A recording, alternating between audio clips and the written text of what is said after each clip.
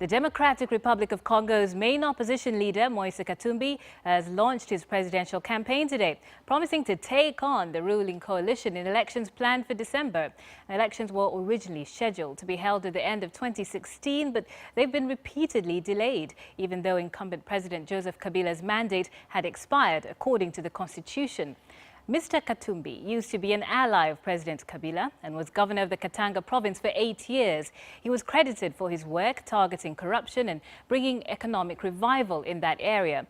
But he fell out with the ruling party after he publicly opposed a constitutional review to allow President Kabila to run for a third time, saying Kabila should step down at the end of his term.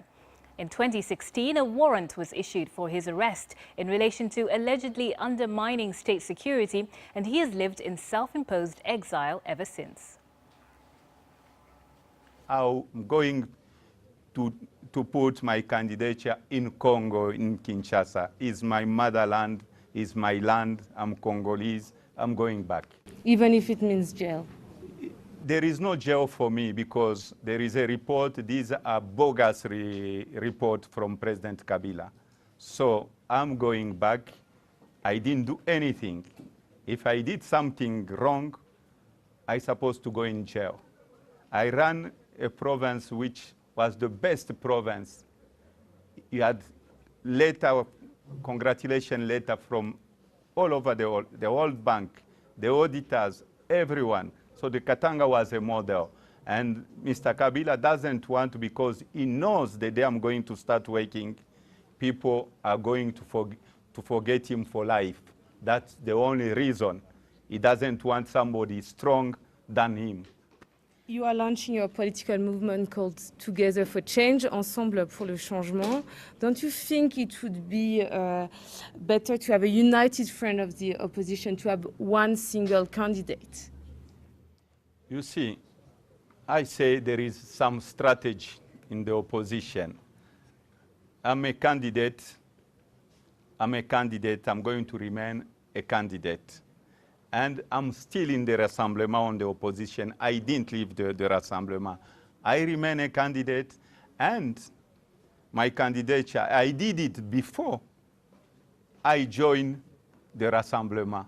So it's not something new, I'm not an opportunist. I did it since a long time ago.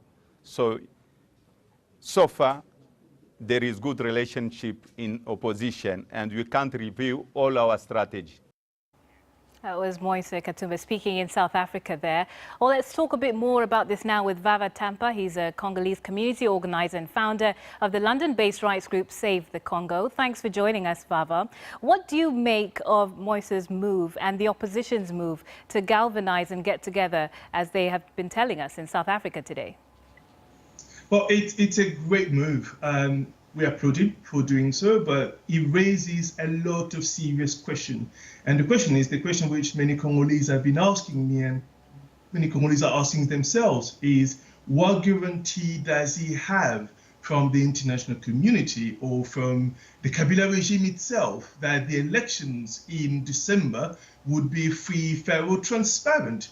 Those are the key questions we are asking ourselves. And the reason people are asking those questions is because at this point where we stand, given that many with their lives for those elections to happen, to take place, those elections ought to be free, fair, or transparent. We owe it to those Congolese. And the only and the best alternative at this point is to have a transition without Mr. Kabila, ideally led by someone neutral like Dr. Mukwege, and then so that we can have elections that would be definitely free, fair, transparent. Right. So if those elections do happen, as it stands, Moise Katumbi was sentenced in absentia to 3 years in prison. What will happen when he goes back to Congo? Or is he going to have to run this campaign from outside of DR Congo? Well, those are the questions we're asking ourselves, and this is what makes Moise Katumbi's candidacy incredibly fascinating. Katumbi, again, like you said, has been sentenced. He hasn't been in the country since 2016, and there are a few other questions which people are asking themselves in regards to whether or not he's going to return, whether or not he's going to be allowed to return. And again, we need to remember, your viewer would remember this, that Moise was sentenced by Kabila, and Kabila remains in power. His political grouping, Kabila's political party remains in power.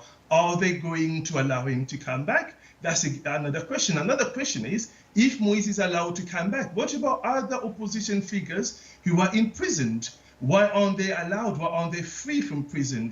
Even if that happens, then again, we need to remember the elections are set for December. We are in mid-March, and yet Congolese are still not allowed to take onto the streets to march and protest and to gather together and so forth. And those are key questions we need to be asking ourselves. Whether or not things are going to change, it's difficult to say. But from what we have seen, from what we have felt, it feels that the elections are not going to take place. And if they do take place, then they're going to be free, fair, or transparent. And if that happens, that is going to push Congo further on the edge.